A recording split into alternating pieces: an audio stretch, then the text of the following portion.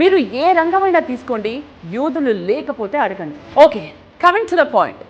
స్వర్గం కంటే గొప్పది ఏంటి అని యూదులను అడిగితే వచ్చే సమాధానం ఇజ్రాయెల్. అక్కడి అణువణువు వారికి పవిత్రమే.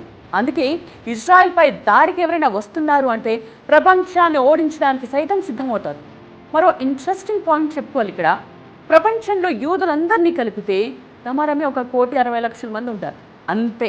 బట్ జాగ్రత్తగా వినండి, గత 105 ఏళ్లలో ఉన్న ఈ 1,00,00,000 మంది 15 డజన్ల నోబెల్ ప్రైజెస్ గెలుచుకున్నారు. అంటే 180 నోబెల్ బహుమతులు.